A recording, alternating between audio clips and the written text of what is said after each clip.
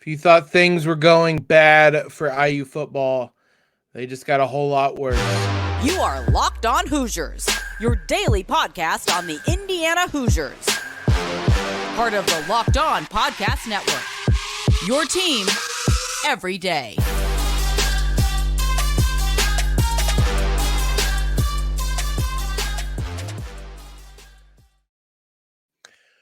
What is up, everybody? It is Tuesday, December 6th, and this is another episode of Locked On Hoosiers, your one and only daily one-stop shop for everything IU athletics. I'm your host, as always, Jacob Rude. I want to thank you guys for making us your first listen every day.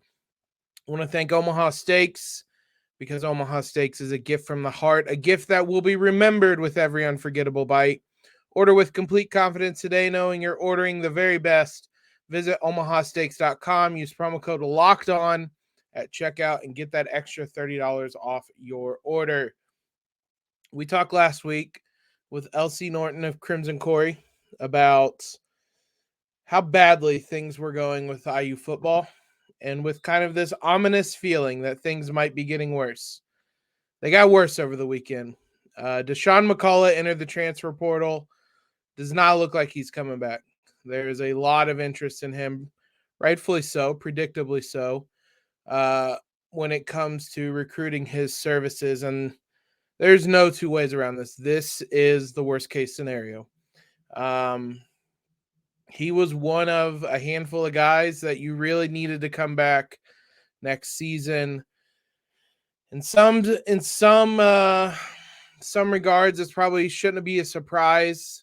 It was more surprising that he stayed this year than anything else, but as it make this any less painful, obviously he was a huge bright spot in a team and a defense that struggled this season. Played in all 12 games, had 32 tackles, 32 solo tackles, 49 total tackles, 6.5 of those for loss, 4 sacks, 3 passes defended. He started off pretty hot.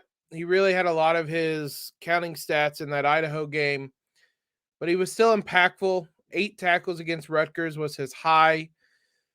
Still, he played a lot. He was still a bright spot a lot. And there was a lot of reason, a lot of the hope and the optimism looking forward included him in it. There's no silver lining here, though. It's just bad. This is a byproduct of both kind of the modern era of college football, which I'm in support of, but it puts pressure on programs to be good. And this is what happens when IU football isn't good. You can get these recruits, you can develop them into something, but at the end of the day, there is no future here for the next level. And these guys, that's what they want to see. So in order to get to that next level, they need to go somewhere else. That's this rut Indiana's stuck in. I talked a couple weeks ago about the cyclical nature that Indiana's in, where the athletic department isn't investing, and kind of how that leads to just holes all around the place. And that this is a byproduct of that. When you don't put money into your program, when you don't have a good coaching staff, when you don't get wins, when the fans aren't supporting you, when there isn't NIL money there, and when the seats aren't being filled, you don't keep hold of players like this. In some regards, I would hope this is a wake-up call to a lot of people involved, but I fear it won't be. Like I said, this was one of probably 3 players that I'd kind of earmarked that IU really needed to keep. It was Dasan McCullough, it's Jalen Lucas, and I still think Donovan McCauley is one of those you need to keep. He still has promise. Jalen Lucas, I don't really need to explain. He might be an All-American as a kick returner this season. He's already appeared on some All-American lists. But those two are big reasons for, like I said with McCauley, for optimism for the future. Without McCullough, it's a bummer. It's a really big bummer. There's no two ways about that. That was just frustrating, disappointing news to hear. Probably shouldn't have been as surprising as I found it. Maybe I'd talked myself into him staying, but with Monday being the open of the portal, it ultimately shouldn't have been a surprise. He's going to be sought after. Sounds like Oklahoma might be the favorite right now, which is surprising. I would have thought he just would have went to Notre Dame. Fair enough. Oklahoma, I mean, that tells you the type of talent, the type of player he is, that a program like them is coming in right away to get him. If you guys haven't been keeping up, here's a rundown of everyone else in the transfer portal. We talked about some of these last week, but 3 quarterbacks: Jack Tuttle, Connor Bazelak, Grant Grimmel, Javon Swinton, Malachi Holt-Bennett. Wide receivers: A.J. Barner, a tight end, Charles Campbell, the kicker, and Chris Keys, a cornerback. Pretty much all those guys are starter level for IU. Grimmel's not. Campbell has been. Bazelak was. Tuttle kind of was. Swinton and Malachi Holt-Bennett were in the kind of rotation. Both kind of failed to impress. Both were given opportunities. McCullough obviously was. Barner was. Chris Keys started a couple games and would have fought for a starting spot next season. Probably was one of the favorites to have one of those starting positions locked down. It's like we said last week, it might get uglier before it gets any better with IU football, and this could just be the start of it. There's also a number of guys who've declared for the draft: Devon Matthews, Sean Shivers, DJ Matthews, Jalen Williams. IU's going to be in a rough spot again next season. You can tell by just the numbers: Matthews, Shivers, Tuttle, Bazelak, Grimmel, Holt-Bennett, Swinton, A.J. Barner, all offensive players that will not be back. And then you have stalwarts on defense like Jalen Williams and Devon Matthews that are not going to be back. A kicker that was all Big Ten caliber at his peak. He had some dips in form, especially at the end of last season. I mean, it kind of goes that way with kickers. You'll have good stretches, you'll have bad stretches. There were a lot more good stretches than bad. It's going to be tough to replace this group. There is some other, I don't even know if it's good news at this point. The Hoosiers did hire an offensive line coach, Bob Bostad, from Wisconsin. If there is a place you want to get an offensive line coach from, it would be Wisconsin. So that seems like a positive. He could, there are some guys who have entered the transfer portal from Wisconsin on the offensive line that you would think could be had with Bostad, I believe is how you pronounce it, coming here. So we'll see. But like I said, just it's not a good time to be an IU football fan. It's a rough one. Let's try to find some more optimistic things to talk about with the basketball team. It's not like they're coming off any more fun either, but the net rankings were released on Monday. We'll give you a breakdown of those and where the Hoosiers fall in them. Before we do that, let's talk about today's sponsor. As I mentioned earlier, Omaha Steaks. Guys, there is nothing better than sitting down at the table and having this juicy, perfect slice of meat cooked to perfection placed in front of you. You remember where you've had those really good steaks before, whether it's at home, whether it's on your grill, whether it's at a restaurant. Those stick in your memory. So that sounds like a perfect gift this holiday season. Omaha Steaks has you covered. The steak experts at Omaha Steaks have put together special curated gift packages to help take the guesswork out of gifting and make you a holiday hero. Go to omahasteaks.com and take advantage of 50% off site-wide. Plus, you can use the code LOCKEDON at checkout to get an additional $30 off. This is as good of a deal as you're going to find. They are ready to ship your order right away, so shop early. Beat some of that shipping rush. Go to omahasteaks.com. Use the promo code locked on at checkout. Minimum order may be required. Thanks again, guys, for making Locked On Hoosiers your first listen every day. Now, for your second listen today, once we're finished here, head on over to Locked On Sports Today podcast. From the games that matter the most to the biggest stories in sports, go beyond the scoreboard and behind the scenes with local experts and insights only Locked On can provide you guys. They're available on this app, YouTube, wherever you guys are listening or watching podcasts at. The net rankings were released on Monday. I'm going to add the caveat that I do not really like these rankings. They never feel all that accurate, but this is what the tournament committee bases a lot of things on. So it matters, even if I think it's pretty silly at times. The Hoosiers come in at number 10 in the net. Given all the caveats I said, that feels about where they should be right now. They are 7-1, obviously, on the season. So your explanation for kind of your quad one breakdown games, and this gets kind of complicated. I'm going to try to keep it simple as possible because right now IU really only has quad one and quad two wins. Isaac Shade, who came on the show last week, Locked On Tar Heels, Locked On College Basketball host, gave a bigger breakdown, but basically home games versus top 30 opponents, neutral site games versus top 50 opponents, road games versus top 75 opponents are all quad one wins. It expands from there within the same parameters, though, 30, 50, 75, to give you a sense of quad one, quad two, quad three, quad four. Obviously, especially in IU situation, quad one and quad two is all that really matters. You should be winning quad three and quad four games.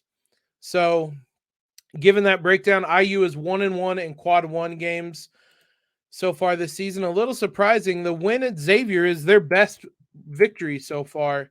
Xavier barely sneaks in. No, they don't. That was a road game. So Xavier is 48th. That they needed to be top 75 to be a quad one win. So that win's probably going to stay a quad one win. So you can tell that was a big win. I mean, there's no beating around the bush on that one. That was a very big win. That was an important win. Interestingly, one of the toughest opponents IU's faced, that Rutgers game, Rutgers comes in at 30th in quad one or in the net ranking. So it's a quad one game. That is the toughest game Indiana's played yet this season. So as frustrating as that game was, there is that caveat. Like, that is, based on net, the hardest opponent Indiana's faced this season.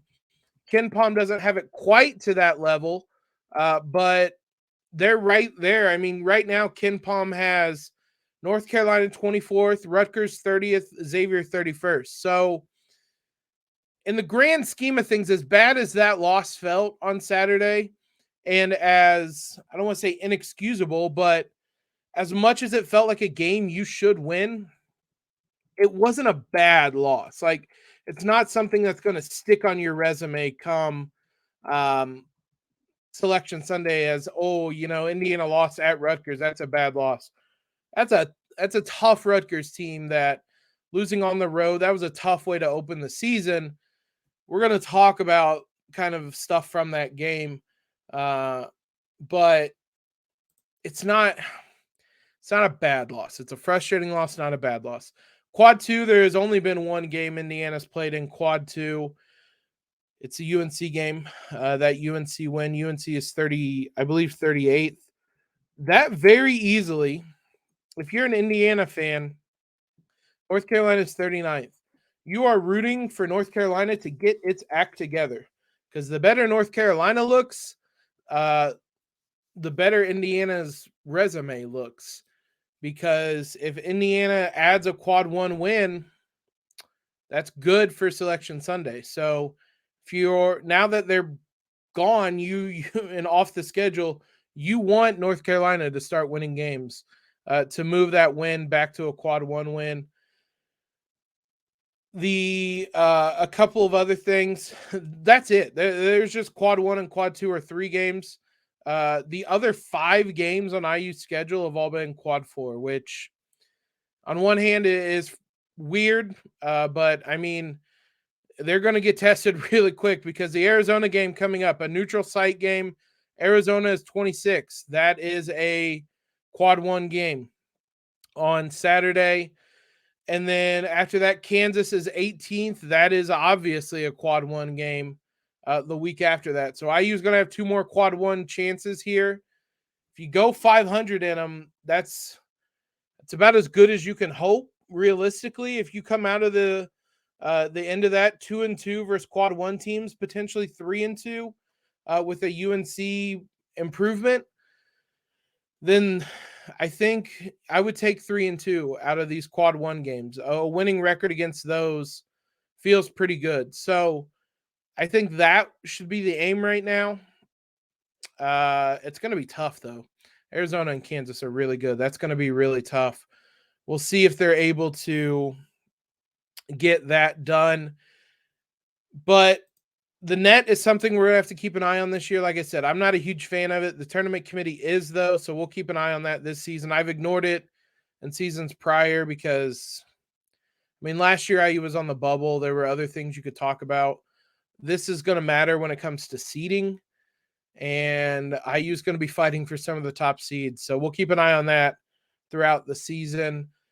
Let's talk about this IU basketball team specifically. I said on yesterday's show I wanted to dive into some deeper stuff, specifically about the depth, quote-unquote depth, this team has, because it isn't showing up. And if IU wants to contend at the level it hopes to contend at, that's going to have to change.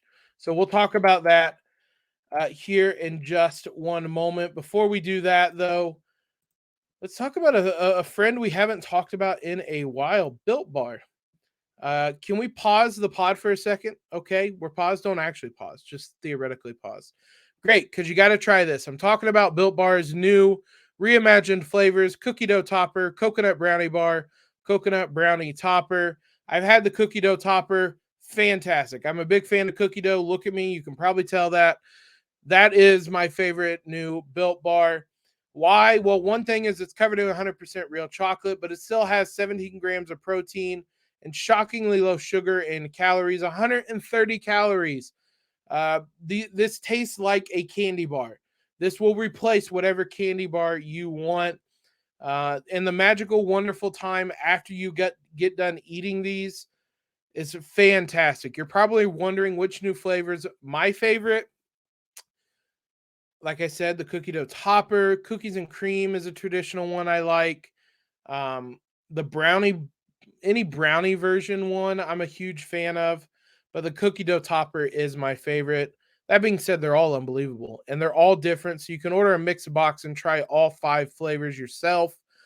Get 15% off your order right now by using the code LOCKEDON15 at built.com. Let's talk about this IU basketball team and specifically the depth and whether IU really has it, because I thought that was one of my biggest takeaways from Saturday's game. It's something we'd been monitoring, and it's something I mentioned on here, but IU, that the depth that the Hoosiers had at the beginning of the season is not there. It wasn't there in the Xavier game. Really wasn't there even against the North Carolina game at home. It was a little bit better, and then it was not there against Rutgers. So my biggest thing is, if your depth isn't showing up in the important games, you don't have depth. You have like I said yesterday, you have a bunch of guys who can beat up on like low Division I players, which, I mean, there's some value to it, but like not a whole lot.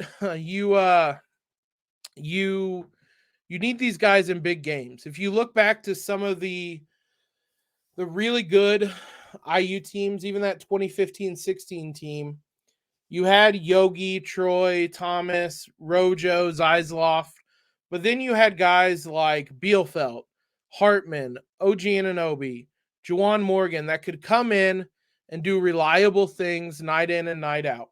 You knew that Bielfeldt was going to be a knockdown three-point shooter. Same with Hartman.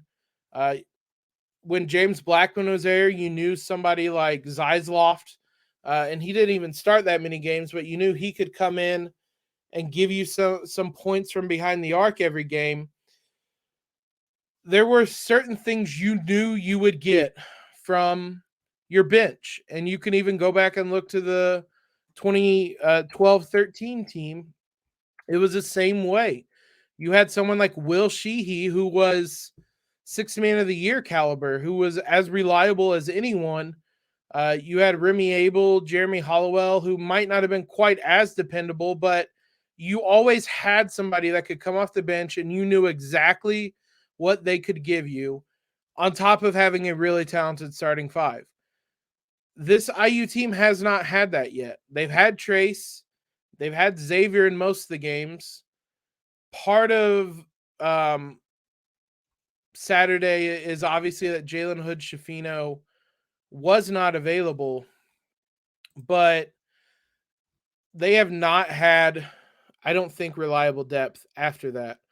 Malik Renew is a freshman that has had highs, has had lows. I don't want to put too much blame on him because, this is all kind of a new experience for him. The guys I do expect more out of, Tamar Bates, who has been improved,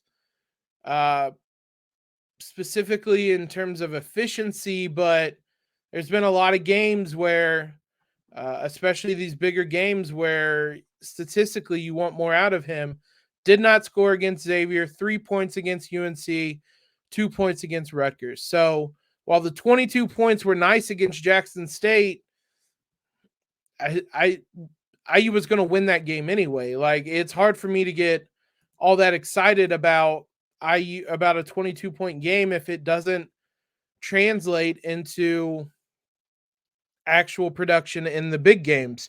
Jordan Geronimo had a huge finish to start the season, or a huge finish last season to start this season. He looked really good against Morehead State and Bethune-Cookman, and then had 1 point and 1 rebound against Xavier. He only played 5 minutes, but then had 2 points and 2 rebounds against UNC and 2 points and no rebounds against Rutgers. Those two guys have been around the block. They should know what to do, and they haven't produced like you would want them to. Trey Galloway, 0 points against Xavier. Did play well against UNC, but then 0 points against Rutgers. There can't be these peaks and valleys with this depth. And so that's, to me, one of the more concerning parts about the start of this season is that this bench unit that we thought was going to be super interesting and super hopeful, a big asset, I guess, to this team, has not been that.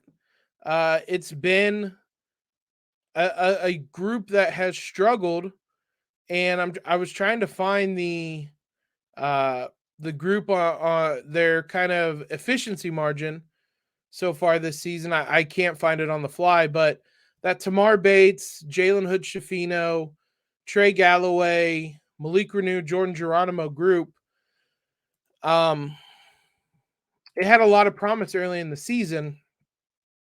It hasn't really lived up to that promise so far. Even if it's not any kind of final sentence on this group, they can figure some things out, but they're going to be called upon a lot in the next 10 days. This is going to be the real gut check time for them. Either they're going to show up in these games in the next 10 days, or they're not going to find their way into the rotation in a lot of these big, important games. So this is kind of, like I said, gut check time for them. That they've had a number of games now where they haven't showed up statistically in the biggest games of the season so far. IU needs them again. If they're going to beat Arizona, if they're going to beat Kansas, if they're going to go on to win a Big Ten title, they need that depth to show up. So more than anything, that's my concern kind of moving forward, is Does IU actually have depth? Because it's nice to be able to trot 9 guys out there against Miami of Ohio. They haven't been able to do that against Xavier, UNC, and Rutgers. I mean, we talked before that I didn't know that any of these guys were going to be that you would cut them from the rotation. But if they're going to play like this in these big games, there's nobody worth saving from the rotation right now. Now, having said all that, I also don't want to overreact to this Rutgers game. The more time I've kind of gotten away and removed from it, the more, like I said in the last segment, it's not a bad loss. That's a good Rutgers team that's going to beat a lot of teams this season, especially at home. So I want to keep that perspective. And IU is somewhere between as high as they were against UNC on Wednesday and as low as they were against Rutgers on Saturday. Right now, those are your two extremes on the season. Probably not shocking that they came 3-4 days apart from one another. I don't know how much of it was an emotional letdown on Saturday. I just think that was a good Rutgers team that really kind of punked Indiana. But we're going to find out really what this IU team is made of over these next 10 days. We obviously have the Nebraska game later this week, and then it's Arizona and Kansas, and that's going to tell us a lot about this team. Is it the contender we all expected, or is this just a different version of last year's team? How's this team going to respond? Generally speaking, last season, until they kind of had a losing streak there toward the end of the season, I thought this team responded well. The Syracuse game, they responded well, beat Nebraska. The Wisconsin loss, they responded well. About 10 days later, beat Notre Dame for probably one of their biggest wins of the season. They lost to Penn State on the road, and then they responded well, beating Ohio State at home. They lost to Iowa, and 5 days later beat Purdue. They lost that really annoying game at home to Michigan as a kind of an emotional letdown, and then had two of their most impressive wins against Penn State and Maryland. And then obviously there was that long extended losing streak where they didn't really respond well in any part of that. But there are reasons to believe this team will respond well to losses. IU's going to need to do that in the next 10 days or so, because if you come out of this segment 0-2 and ultimately 1-3 against UNC, Rutgers, Kansas, Arizona, I guess there's a Nebraska game in there. So if you're 2-3 after that, that's rough. Obviously, it's not conference games. It doesn't set you back then, but you're not looking at one of those top seeds anymore in the tournament. You're looking at like a 4, 5, 6 seed, somewhere in there. I used this phrase earlier. This is gut check time. Like, this is where we're going to see what IU's made of. You're coming off a loss that was really bad. You had the high, you had the low.